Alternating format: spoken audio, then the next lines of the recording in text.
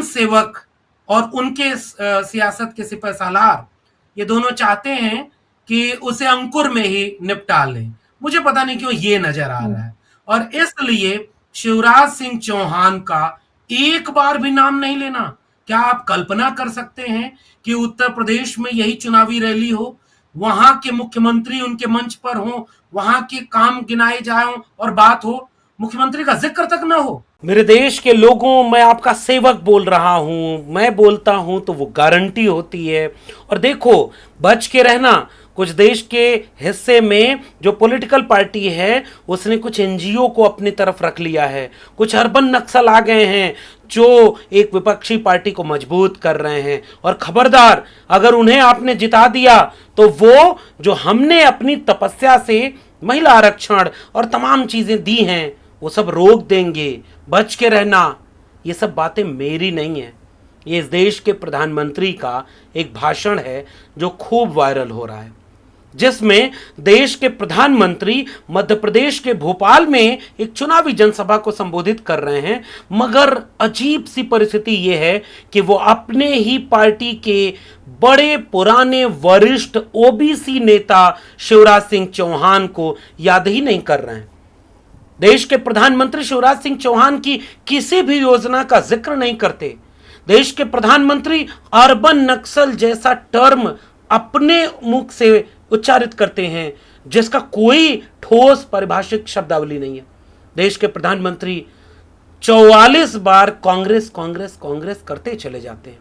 देश के प्रधानमंत्री के पास कुछ ठोस नहीं होता है बचाने के लिए, बताने के लिए। इसलिए देश के प्रधानमंत्री कहते हैं कि हमने महिलाओं, माताओं, बहनों को एक बना करके 33% आरक्षण दे दिया। और पीछे से आवाज आती है, अभी कहां दिया, 24 में तो लागू ही नहीं होगा, 29 नहीं 39 में जाकर लागू होगा। लेकिन तब भी देश के प्रधानमंत्री डराते हैं, अगर वो जीत गए तो 30 साल जिन्होंने रोका था वो रोक देंगे सब कुछ, और बांटना चाहते हैं महिला को महिला से। और ये सब बताता है कि देश के प्रधानमंत्री डर रहे हैं, देश के प्रधानमंत्री हिचक रहे हैं, देश के प्रधानमंत्री शिवराज सिंह चौहान से डर रहे हैं। क्योंकि शिवराज सिंह चौहान अगर अब की चुनाव जीते तो 5वीं बार मुख्यमंत्री होंगे और ओबीसी भी हैं। ये सारे मसले इसलिए उभरे कि शिवराज सिंह चौहान को कमजोर कर दो। शिवराज सिंह चौहान को किसी ऐसी उम्मीद के लिए जिंदा मत रखो कि अगर आगे आपने कोई ऐसी चीज गुंजाइश देखी कि कोई हंग असेंबली बन रही है तो उसमें कहीं हमारे नाम के पीछे विवाद हुआ, शिवराज सिंह चौहान न बन जाए, इसलिए उनको रोक दो। और एक डर, कल्पना करिए कि उत्तर प्रदेश यही होता तो क्या यही भाषण होता? क्या उत्तर प्रदेश होता तो मुख्यमंत्री का नाम नहीं लेते प्रधानमंत्री? क्या अगर यही होता तो केंद्रीय मंत्रियों को, सांसदों को वहां चुनाव, विधायक का चुनाव लड़ने के लिए भेजा जा रहा है? छत्तीसगढ़ में क्यों नहीं जा रहे नरेंद्र मोदी जी? अगर आपका सब कुछ गारंटी है तो एक बार छत्तीसगढ़ भी जाइए ना। सुना है भूपेश बघेल बहुत मजबूती से चुनाव लड़ रहे हैं। क्या आदिवासी, क्या ग्रामीण, क्या ओबीसी, हर तबके के गरीब, कमजोर नौजवान दीवाने हैं अपने काका के। आप जाइए, अगर आपके जादू है तो वहां भी देखिए। मेरा मानना यह है कि इन 3 राज्यों के चुनाव में बीजेपी बुरी तरह से शिकस्त पर है। और इवन अगर तेलंगाना को भी जोड़ लें तो नरेंद्र मोदी जी डर रहे हैं। ये मेरा ऑब्जर्वेशन है। नरेंद्र मोदी जी छत्तीसगढ़ जाने से और वहां ललकार कर अपने चेहरे पर चुनाव लड़ने से डर रहे हैं। नरेंद्र मोदी जी राजस्थान में अपने चेहरे पर चुनाव लड़ने से डर रहे हैं। नरेंद्र मोदी जी तेलंगाना में बीआरएस बनाम कांग्रेस में कहीं पायदान पर ही नहीं है, पहली या दूसरी। इन सारे मसलों पर मध्य प्रदेश एक लिटमस टेस्ट बना हुआ है जहां वो अपने ही मुख्यमंत्री से डर रहे हैं। वो ओबीसी महिला का नाम लेने से डर रहे हैं, वो उमा भारती के सवालों से डर रहे हैं। वो नहीं चाहते कि कांग्रेस को इस तरह से मजबूती मिले, इसलिए कांग्रेस की शोहरत से डर रहे हैं। वो विपक्षी दलों की एकता से डर रहे हैं, वो क्षेत्रीय दलों से डरते हैं, वो उनके नाम को बदनाम करना चाहते हैं। ये मेरा आकलन है कि वो अपने भीतर से डर रहे हैं। सुनिए मेरा पूरा विश्लेषण एक प्रसिद्ध चैनल पर। डॉक्टर लक्ष्मण की अब तो और ज्यादा एंटी इनकम्बेंसी 2020 से अब की बात करें, 2018 से अब की बात करें तो बढ़ गई है। और ना सिर्फ शिवराज सिंह चौहान की बल्कि लगभग 10 साल का शासन नरेंद्र मोदी सरकार का भी देखा है। 10 डबल इंजन की बार बार बात की जाती है और अब नरेंद्र मोदी को ये लग रहा है कि शिवराज सिंह के चेहरे पर तो इलेक्शन नहीं जीता जा सकता है या फिर एक रिस्पेक्टेबल पोजीशन में नहीं आया जा सकता है, तो फिर से जो नैया है वो नरेंद्र मोदी के सहारे ही पार होनी है। लेकिन क्या आपको लग रहा है कि वाकई में अभी भी नरेंद्र मोदी का वो करिश्मा वो बाकी है या तिलिस्म जो है वो टूट रहा है? क्योंकि हताशा हम नरेंद्र मोदी के अंदर देख रहे हैं, बॉडी लैंग्वेज में पूरी तरीके से कॉन्फिडेंस की कमी है, कुछ भी अनगल वो मंचों से बोलते हैं, ना तथ्य होते हैं ना सच्चाई होती है। शुक्रिया बुशरा जी इस बातचीत में शामिल करने के लिए। आपके सवाल के 2-3 पहलू हैं, सिलसिलेवार मैं कोशिश कर रहा हूं कि उस पर बात रखूं। सबसे पहली बात कि मध्य प्रदेश को लेकर के इसलिए बेचैनी ज्यादा हो रही है, बातचीत ज्यादा हो रही है क्योंकि छत्तीसगढ़ में यही अगर प्रधानमंत्री नरेंद्र मोदी का बहुत ताकतवर चेहरा अभी भी बचा हुआ है, उनको अपने चेहरे पर लड़ने में भरोसा है, तो जितनी ऊर्जा मध्य प्रदेश पर लगाई जा रही है उसकी आधा भी छत्तीसगढ़ पर क्यों नहीं लगाई जा रही है, ये मेरे मन में एक उत्सुकता है। क्योंकि आपको पता है कि छत्तीसगढ़ आपके हाथ से निकल चुका है। छत्तीसगढ़ में भूपेश बघेल अपने दम पर उन्होंने अपने लोगों के बीच एक भरोसा पैदा किया है। हर तबके के लोग उन्हें वोट देने के लिए फिलहाल तत्पर दिख रहे हैं। अगर यही रहा परिदृश्य तो छत्तीसगढ़ में एक तरफा 68 से बढ़ जाए सीटें, इसके भी आश्चर्य नहीं होंगे। तो इससे मुझे एक इशारा मिल रहा है कि अगर वाकई एक चेहरे में तिलिस्म और जादू अभी भी बचा है तो वो जादू तो हर जगह चलना चाहिए। ये एक बात। दूसरी बात, मध्य प्रदेश को लेकर के इसलिए भी ज्यादा चिंता जताई जा रही है क्योंकि मध्य प्रदेश अगर निकल गया हाथ से, अभी राजस्थान पर भी बात नहीं हो रही है, हालांकि वहां पर अंदरूनी पेच फंसी हुई है। मध्य प्रदेश को लेकर के मुझे एक एंगल दिखता है जिस पर प्रधानमंत्री नरेंद्र मोदी और अभी राकेश जी ने उसका एक इशारा किया है, मैं उसको थोड़ा उस परत को खोलने की कोशिश कर रहा हूं। शिवराज सिंह चौहान कौन है, उनकी राजनीतिक मतलब पॉलिटिकल लोकेशन क्या है, अगर हम इसे देखें और थोड़ा 10 साल पहले चले जाएं तो एक इशारा यहां से मिलेगा। पहली बात, शिवराज सिंह चौहान अगर अब जीतते तो शायद 5वीं बार वो 20 साल हो गया है लगभग उनको। दूसरी बात, जब नरेंद्र मोदी जी एक चेहरे के रूप में आगे बढ़ना चाह रहे थे तो जो दूसरा घर था, दूसरा कुनबा था, उसमें शिवराज सिंह चौहान थे। और अब जब वो 5वीं बार जीत जाते, अगर वो एक ओबीसी चेहरा, तीसरा एंगल देखिए, उस कुनबे का होना, 5वीं बार जीत जाना, ओबीसी चेहरा होना, अगर ये तीनों जोड़ लें तो मुझे लग रहा है कि वो एक खतरा बन रहे थे। क्योंकि अगर 2024 के चुनाव में अगर बीजेपी और उसका अलायंस पार्टनर 250 के आसपास तक पहुंच भी गया और तब कोई नया समीकरण बना तो उसमें कोई जोखिम उठा तो प्रधान सेवक और उनके सियासत के सिपहसालार ये दोनों चाहते हैं कि उसे अंकुर में ही निपटा लें। मुझे पता नहीं क्यों ये नजर आ रहा है और इसलिए शिवराज सिंह चौहान का एक बार भी नाम नहीं लेना। क्या आप कल्पना कर सकते हैं कि उत्तर प्रदेश में यही चुनावी रैली हो, वहां के मुख्यमंत्री उनके मंच पर हो, वहां के काम गिनाए जाए और बात हो, मुख्यमंत्री का जिक्र तक ना हो? असंभव। और वो मतलब ये एक और वो मुख्यमंत्री जी लक्ष्मण, वो मुख्यमंत्री भगवान का दर्जा दे रहे हैं वो प्रधानमंत्री को, आप ये देखें। और उसके बावजूद भी, मतलब इतना पैरों में गिरने के बावजूद भी एक बार उनका नाम न लिया जाए, नाम न लिया गया हो। और ये दिखाता है कि हताशा है, निराशा है। प्रधानमंत्री की भाषा, मतलब उनके लिबास की क्वालिटी दिनों दिन ऊंची होती जा रही है और उनकी जबान और उनके लोगों की जबान की जो स्तर है वो दिनों दिन गिरता जा रहा है। प्रधानमंत्री के मुंह से चुनावी रैली में ओबीसी का मुद्दा, जो सबसे बड़ी पेच फंस गई है महिला आरक्षण में, और ओबीसी डोमिनेंट कम्युनिटी है, आदिवासी और ओबीसी मध्य प्रदेश में ज्यादा है, टिकट वितरण आप देखेंगे तो सबसे ज्यादा उन लोगों को दिया गया है। कैबिनेट मिनिस्टर और सांसदों को इसीलिए भेजा जा रहा है कि भाई कुनबा संभालो। तो इसको लेकर के आप जिक्र तक नहीं करते और केवल कांग्रेस कांग्रेस।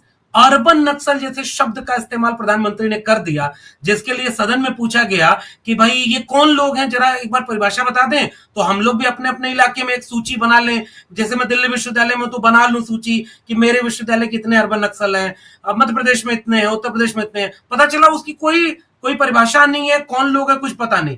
लेकिन देश का प्रधानमंत्री चुनावी रैली में ये बात कर रहा है और कांग्रेस पर हमला कर रहा है। ये सब देख रहा है बुशरा जी की बहुत निराशा की तरफ बढ़ रहे हैं। ये इसका अर्थ कतई नहीं कि मैं इसको जनरलाइज कर रहा हूं कि वो हार मान ले रहे हैं। बीजेपी नरेंद्र मोदी के नेतृत्व में एक ऐसी पार्टी बन गई है जो हार कबूल करना नहीं चाहती और जीतने के लिए किसी भी हद तक वो जाने को तैयार होती है। इसलिए मुझे लगता है कि इंतजार करना होगा। जी, क्या आपको डॉक्टर लक्ष्मण ये लग रहा है कि जितने भी हथकंडे अपनाए जा रहे हैं, जितनी चीजें चेक की जा रही हैं कि देखें कि किससे क्या ट्रिगर हो रहा है और किससे फायदा हो रहा है और जनता इसको लेकर बात करना चाह रही है, वो आपको लग रहा है तमाम चीजें जो हैं वो अगेंस्ट ही भारतीय जनता पार्टी के साबित हो रही हैं? चाहे हम स्पेशल सेशन की बात करें, स्पेशल सेशन में महिला आरक्षण बिल और उसके बाद कांग्रेस ने और तमाम जो जिस तरह डिजिटल प्लेटफॉर्म उन्होंने पोल खोल दी कि आप ये देखिए कि जो ला तो रहे हैं आप आनन फानन में और इस तरह से स्पेशल सेशन बुलाकर, लेकिन उसका अस्तित्व में वो कब आएगा उसकी तो बात भी नहीं की जा सकती, उसकी तारीख की बात भी नहीं की जा सकती है। और उसके बाद लास्ट डे पर रमेश बिधूड़ी का वो सब कुछ करना, जिस पर ना सिर्फ देश बल्कि विदेश तक में नाम जो है वो खराब हुआ है कि देश की पार्लियामेंट में क्या कुछ हो रहा है। और उसके बाद जो ओबीसी की सियासत को लगातार राहुल गांधी वार कर रहे हैं नरेंद्र मोदी के सबसे बड़े वोट बैंक पर, तो वो भी बहुत परेशान कर रहा है, चिंतित कर रहा है। और यही वजह है कि ओबीसी का नाम तक भी नहीं ले रहे हैं नरेंद्र मोदी। तो क्या आपको लग रहा है तमाम चीजें बिल्कुल अगेंस्ट साबित हो रही हैं, जिसको इसलिए टेस्ट किया गया कि शायद कोई तो एक चीज हो जो काम कर जाए फिलहाल के 5 राज्यों के इलेक्शन में? जी, जैसे गांव में जादूगर आता है जादू दिखाने, तो वो एक झोला रखे रहता है। उस झोले में कई तरह के जादू के खिलौने होते हैं। वो पहले थोड़ा माहौल बनाना होता है तो छोटा कोई जादू, फिर दूसरा उससे नहीं बात बनती है तो दूसरा कोई जादू, फिर तीसरा कोई जादू। तो ऐसे करके काम चलता रहता है। जब कोई बड़ा जादूगर होता है तो उसका मंच बड़ा होता है। हमारे यहाँ एक सरकार करके आते थे जादूगर, बहुत बड़ा मंच हुआ करता था, बहुत तामझाम होता था। उसमें एनजीओ के भी लोग पता नहीं होते थे कि नहीं होते थे, लेकिन काम उनका बहुत ज्यादा बड़ा होता था। और एक एक चीज छोड़ करके वो लोगों के बीच टेस्ट करते थे कि कैसे उसकी प्रतिक्रिया आ रही है। मुझे लगता है कि नरेंद्र मोदी जी जैसे राजनेता जो जिनके बारे में मेरी एक धारणा बिल्कुल स्पष्ट है, जब तक वो अपने पुराने जीवन के बारे में तो विद्वानों में मतभेद है कि उनका जीवन कैसे बीता, कितने साल इंटायर पॉलिटिकल साइंस की डिग्री मिली में लगाया, कब भीख मांगा, बहुत विवादित है, इसलिए उस जीवन को छोड़ देते हैं। राजनीतिक जीवन बिल्कुल स्पष्ट है कि वो कभी भी विपक्ष में नहीं बैठे। वो गुजरात गए तो गुजरात में मुख्यमंत्री के ओहदे पर बैठे, फिर देश के प्रधानमंत्री के ओहदे पर सीधे सदन आए तो झुक करके उस संविधान और संसद को सलाम किया, जिसमें ऐसे ऐसे कानून पेश कर दिए हैं कि वो भीतर से कैसी महसूस कर रही होगी। अब 2024 में उनके सामने बिल्कुल साफ दिख रहा है। 14 में अलग वजहों से लोगों ने कहा कि भाई एक नया नेतृत्व होना चाहिए, बहुत सारी वजहें थी। 19 में ये वजह आई कि भाई अगले बंदे ने 60 महीने मांगे थे, लेकिन चूंकि बहुत बड़ा काम वो कर रहे हैं तो 60 महीने पूरा नहीं, एक बार और मौका दे देते हैं। लेकिन 2024 में यह भी तर्क अब काम करता दिख नहीं रहा है। तीसरा मुद्दा कि आपने जितना कहा, आपने भले ही भोपाल के भाषण में कहा ये मोदी है, ये जो कहता है उसकी गारंटी देता है, और लोगों में भरोसा हो जाता है कि अब मोदी जी ने कहा है तो गारंटी है कि ये काम होगा ही होगा। अचानक पीछे से आवाज सुनाई दे रही होगी, मोदी जी को भले ना सुनाई दी हो लेकिन आम जनता को सुनाई दे रही होगी, ये 2 करोड़ रोजगार प्रतिवर्ष आपकी ही गारंटी थी, 15 लाख आपकी ही गारंटी थी, स्मार्ट शहर, स्मार्ट गांव, बुलेट ट्रेन, वो गारंटी पूरी क्यों नहीं हुई? अब 10 साल बाद आपसे सवाल किए जाएंगे, इसलिए अब नए नए इवेंट हो रहे हैं। मुझे लग रहा है कि वो इवेंट इसलिए हो रहे हैं कि अब वोट बैंक पहले 2014 में ओबीसी कार्ड खेला गया नरेंद्र मोदी जी के द्वारा, जब देश को पहली बार पता चला कि गुजरात के मुख्यमंत्री ओबीसी मां के बेटे हैं, क्योंकि उन्होंने खुद अपनी रैली में बताया। ओबीसी का एक बहुत बड़ा चंक उनको वोट देता है, जो अलग अलग वजहों से कांग्रेस से या क्षेत्रीय दलों से नाराज या उसमें अति पिछड़ा समुदाय नाराज होता है। तो ओबीसी कार्ड खेला जा चुका है कम से कम केंद्रीय स्तर पर लोकसभा चुनाव में। दलित कार्ड के नाम पर उन्होंने दूसरे ढंग से कई और काम किए। अब महिला कार्ड खेलने के लिए उन्होंने यह एक नया काम किया है, और भोपाल की रैली में उन्होंने यह कहा कि देखो, अभी जो बात अभी इशारे में आ रही थी ना कि तिलक बिंदी नहीं लगाने देंगे, वही डर देश के इतने बड़े प्रधानमंत्री, पूरे दुनिया में डंका बज रहा है, G20 के सारे देश आकर के नतमस्तक हो रहे हैं, अकेला शेर सब पर भारी, वो सब कुछ ऐसा आ गया दिन कि जिक्र तक नहीं कर पाए कि महिला आरक्षण विधेयक में क्या हो रहा है। आप शोहरत में अपना तो कहते ना कि हम गारंटी दिए, लेकिन जो सबसे बड़ी बाधा बन गई आपके नए वाले इवेंट में, वो ओबीसी का मुद्दा। उमा भारती कोई बाहर की नहीं है, उमा भारती तो खुद बीजेपी की हैं, उमा भारती खुद उसी राम रथ यात्रा में शामिल रही हैं, उमा भारती आपके उसी मध्य प्रदेश की मुख्यमंत्री रही हैं, और वो कह रही हैं कि अगर ओबीसी कोटा महिला आरक्षण में नहीं शामिल हुआ तो हम लागू नहीं होने देंगे। नरेंद्र मोदी जी के पास इसकी क्या काट है? वो डरा रहे हैं कि 30 साल इन लोगों ने रोके रखा, खबरदार अगर इनकी सरकार बन गई तो ये वापस छीन लेंगे, ये रोक लेंगे। ऐसा लग रहा है कि वो डराया जा रहा है। मुझे लग रहा है कि इसलिए नरेंद्र मोदी भीतर से खुद डर रहे हैं। उनको लग रहा है कि मैं कभी विपक्ष में नहीं रहा, वो सामने जो विपक्ष की कुर्सी है वो डराती है, कैसे उस पर बैठेंगे। इसलिए वो कई कई तरह के काम कर रहे हैं। महिला आरक्षण विधेयक जो कि 29 में लागू होगा या 39 में लागू होगा, इस पर भी विद्वानों में मतभेद है। बहरहाल 24 में तो लागू नहीं हो रहा, इसलिए कार्ड खेले जा रहे हैं ताकि अपने भीतर का डर छिपाया जाए, महिला को एक पहचान बना करके कहा जाए कि सारी महिलाएं एक जैसी हैं। मगर ये ओबीसी महिलाओं का कार्ड, राहुल गांधी ने जैसे ही स्टैंड ले लिया ना, बड़ा नेता कैसे बड़ा बनता है।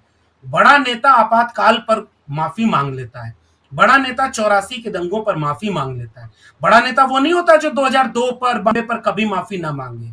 और बड़ा नेता वो होता है जो ये कह देता है कि हाँ, हमसे 2010 में गलती हुई कि जब हम महिला आरक्षण विधेयक ला रहे थे तो ओबीसी कोटा नहीं ला रहे थे। हाँ, हमने जाति जनगणना उस तरह से 1948 की जनगणना एक्ट से नहीं कराई, लेकिन अब अगर हम आए तो हम जाति जनगणना भी कराएंगे और हम कोटा विदिन कोटा के तहत ये काम करेंगे, और माफी मांगते हैं। यही दिख रहा है कि अब नरेंद्र मोदी जी के पास और बीजेपी के पास इसकी ठोस कोई काट नहीं दिख रही है, इसलिए वो बेचैन है, वो कमजोर हैं। और मध्य प्रदेश उसका एक लिटमस टेस्ट है, जहां पर ओबीसी महासभा है, जयस आदिवासियों का संगठन है। मैं गया हूं मध्य प्रदेश, चाहे वो खंडवा का इलाका हो, मालवा का इलाका हो या ग्वालियर, भिंड, मुरैना हो, मैंने हर तरफ जाकर देखा है। वहां का ओबीसी सवाल पूछ रहा है कि 14% आरक्षण क्यों है माननीय ओबीसी कहने वाले प्रधानमंत्री जी, 27% क्यों नहीं ओबीसी को रिजर्वेशन, महिलाओं का कोटा विदिन कोटा क्यों नहीं है। आदिवासी कह रहे हैं कि हमारे ऊपर जो खतियान कानून है वो लागू नहीं है, अनुसूची 5-6 लागू नहीं है। आदिवासी कह रहा है कि हमारा कोई मुद्दा आपने हल नहीं किया। इसका मतलब ये कि मध्य प्रदेश बहुत मुश्किल होता जा रहा है, और खुद नरेंद्र मोदी जी अपना इम्तिहान देने के लिए सामने अब पूरी बैटल पर आ चुके हैं, जो दिखा रहा है कि भीतर से हार रहे हैं। हाँ, अंतिम रूप से क्या चुनाव परिणाम होगा ये वक्त बताएगा। जी बिल्कुल। और अगर जीतेंगे तो मोदी और हारेंगे तो फिर से शिवराज सिंह चौहान का चेहरा सामने होगा, फिर से रमन सिंह का होगा, वसुंधरा राजे का होगा, और वो तमाम चेहरे सामने होंगे, और अचानक से हेडलाइंस मैनेज जो है वो की जाएगी, और अचानक से नरेंद्र मोदी का चेहरा जो है वो गायब कर दिया जाएगा। ये लगातार हमने देखा है कि किस तरह से जो सरकारी दरबारी मीडिया है वो ये करता आया है।